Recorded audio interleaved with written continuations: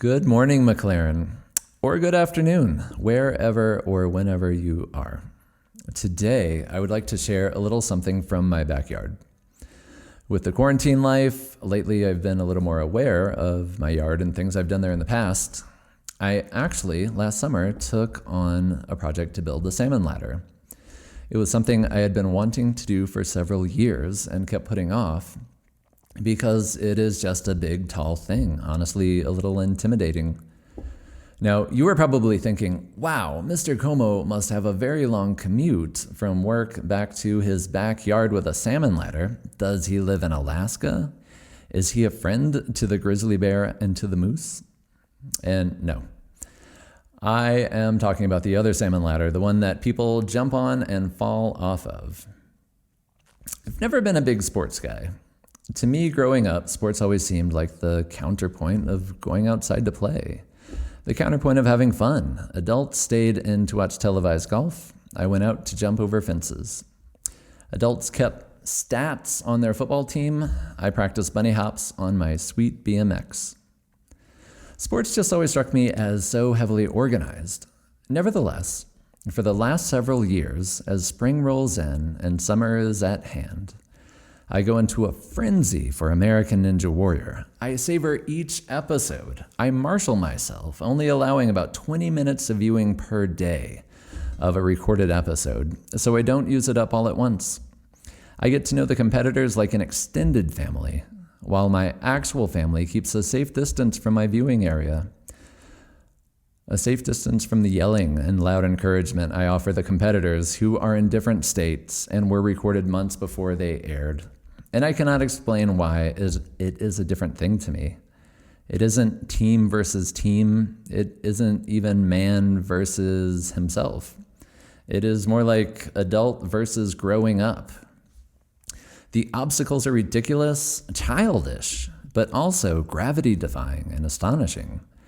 They are an attempt at doing the sorts of things that seem possible when you were a child, but then outgrew. The television show you may have seen, American Ninja Warrior, is called American because it is based on a Japanese competition called Sasuke that originally aired in 1997. The original version of the salmon ladder appeared a decade later in 2007 and lasted until 2010 in its original basic form. When it was first introduced, competitors needed to be warned that they were not allowed to use their feet on the side posts or to simply try to grab the rungs and climb up that way. It was a new thing. In 2010, Sasuke updated the salmon ladder by adding a second reflected salmon ladder that contestants needed to, still using the bar, jump across to. Over time, the ladder has continued to be revised in new, challenging ways. American Ninja Warrior added a 50-foot salmon ladder recently for a special skills challenge annual episode. So like I mentioned before, every spring, I go into something of a frenzy. My brain bends away from common sense. My ambitions sniff around for any possibility of getting a little ninja into my personal life. One of the diabolical things about the show is that there is no such thing as a professional contestant. Professional athletes from other genres often take a swing at the obstacle course, and with predictable hubris, they tragically fail, often. On the other hand, electricians, nurses, HVAC mechanics, and yes, even teachers appear on the show with a reverence for the craft and amaze the audience with their luck, ability, skill. Last spring, 2019, I decided to build a salmon ladder in my own backyard. The loose, formless idea had been rumbling around my brain for years. In theory, it is a very simple construction. Rungs should project from the post at 30 degrees. The posts themselves should be about 3.5 feet apart. Going up, rungs are spaced at 1 foot above the previous rung. But as they say, the devil is in the details. A salmon ladder can be made on the cheap from simple 2x4s and deck screws. Considering this route, I could only imagine myself collapsing in a pile of splinters and pointy rungs. So I went bigger, more sturdy in my plans. I decided to go with 4x6 lumber, the sort of stuff that decks are built on in nice neighborhoods. Even the rungs would be carved from 4x6 beams. Instead of deck screws, I would use proper heavy nuts and bolts. But now the thing is getting heavy, and of course there is just the unavoidable fact that it will be a tall thing as well. The heavier and the taller a thing is, the more deeply it needs to be buried in the ground for stability. Even a deck needs to be buried in its post about 2 feet beneath the soil, so frost does not heave it up out of the ground every winter. You might enjoy the mental picture of Mr. Como out in his yard with a jackhammer, digging through limestone. Good news, that is exactly what happened. There is less than a foot of actual topsoil in my yard. What I ended up with was an obsessive hole straight into limestone, which was something like a cylinder 2 feet wide and 4 feet deep. There were 4 of these holes altogether because I decided to stabilize the whole thing by adding on monkey bars, thus giving it 4 feet to stand on. Somehow, the biggest challenge, though, was the smallest part of the structure. The rungs themselves are usually a simple parallelogram. I decided that I wanted to get away from pointy edges on the rungs. Don't forget the ominous vision of me collapsing into a pile of splinters and pointy rungs. I wound up designing a very soft shoulder on the working edge of the rung. I kept picturing that otherwise, one day, the bar would land right on the sharp edge and snap it off. I felt the soft shoulder would be stronger and less scary to look at. I also carved away beneath the shoulder to make more space.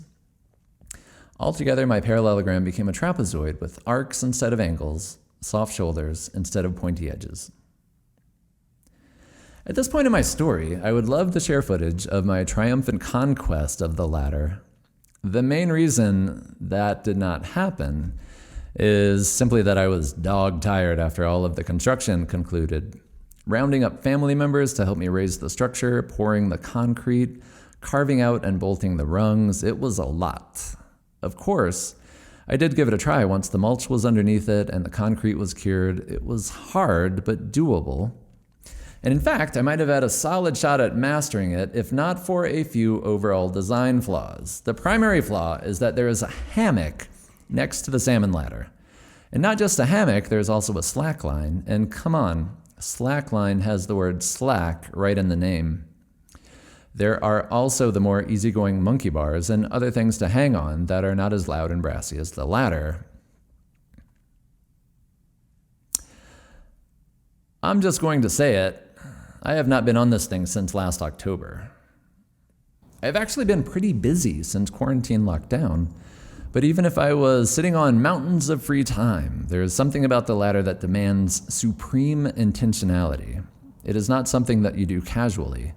And to be fair, it is also not as hard as it looks. It looks like sort of a mega pull-up, where you pull up so hard it rockets you a foot into the air. Actually, most of the force is generated by your legs and core driving up.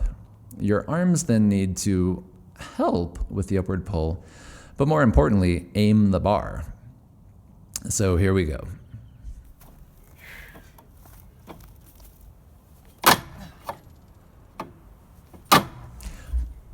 Hopefully this video inspires somebody out there to build something ridiculous in your backyard.